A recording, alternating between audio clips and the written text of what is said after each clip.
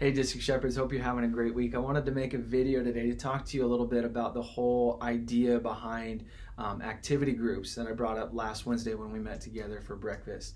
You know, the third statement on our church's focus statement, which reflects our core values, is we're all about building the church one small group at a time. And it's easy in our world as District Shepherds to view small group ministry at our church only having to do with the traditional home group. So it's your groups that you're overseeing, meeting throughout the county every week. It's easy for us to get in the mindset of that is small group ministry at the church. But really, that's not the case. You know, this is something that we focus on top to bottom, all across the board. We want to see small groups all over the place at our church, not just specifically meeting in the home. And we really actually already have this going. You know, just another example of a different style of group at our church would be a ministry group. We've got some great ministry groups that meet every week. They pray together. We've got some great prayer groups meeting in our prayer house, pre-service prayer teams on Sunday mornings, the youth group leadership team, that's a great ministry group, the worship team, another great example of that, security team on Sunday morning, connection teams.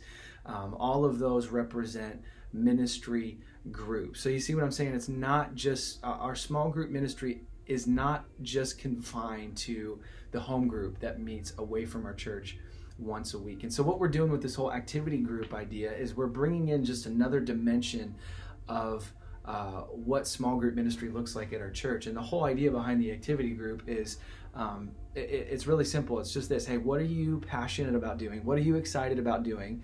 So do that and just get other people to come and do that with you. So we're going to really open it up to the creativity of our people. It's what are you excited about? So do that and get some other people to come with you. Maybe you really like fishing. We'll start a fishing group. Get some guys to go fishing with you once a week. You're going to open up your meeting in prayer, and you're going to fish. Then just pray for each other at the end and actively invite non-church people that you know that also like to fish. And I think that we're going to find out that it really is a lot easier to connect with non-church people in these activity groups than than in a traditional home group. You know, if I'm a non-church person, I get invited to your small group that meets in a home, that's going to be a little bit intimidating for me.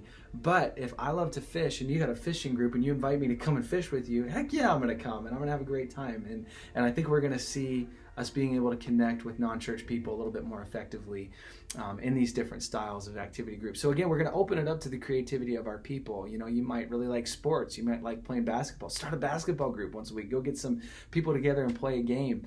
You know, volleyball, whatever it is. Maybe you really like watching the Seahawks. We'll get a bunch of people together. Go watch the Seahawks together once a week, and there's your activity group.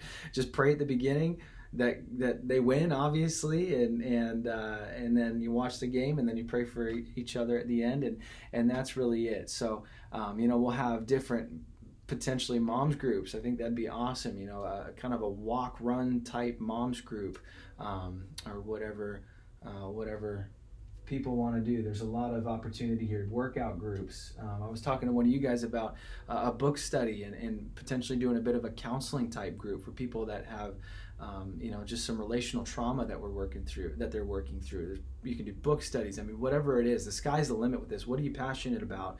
So do that and get other people to come with you. I'm really excited about it. I think we're going to see God do some great stuff.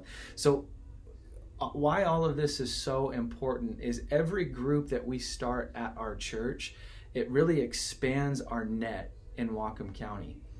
You know, Jesus has called us really clearly to disciple the nations. We got to do that well here before we can ever do that. Think about doing that anywhere else. And the reality is every small group that gets started at this church expands our net, it expands our capacity, and it expands our influence. So that's why we're really passionate about this. The other thing that I forgot to mention that I wanted to talk about is, you know, with the addition of these activity groups, it's not going to take away from our home groups. That's important.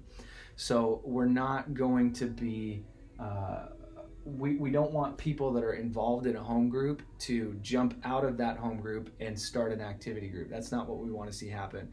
And in fact, we're going to actually guard our home groups. And we're going to say things like, hey, you know what, if you're involved in a home group, we want you to stay there, stay where you're at. This is something, if you were interested in doing an activity group, being a part of that activity group, that this is on top of that. So we want you to stay committed there.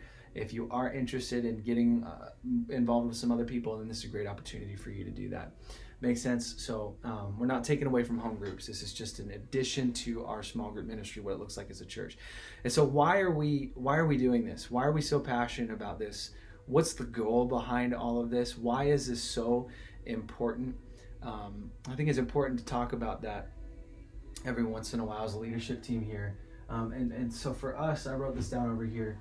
What all of this is about is it's glorifying God by creating opportunities for connection with each other and non-church people.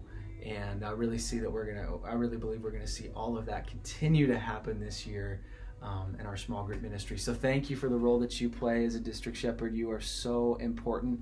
Really appreciate you guys and all the phone calls that you're doing. You're the silent heroes of our church as you're shepherding our small group leaders, and it's just an honor to be doing ministry alongside of you. So love you guys. Have a great rest of your week.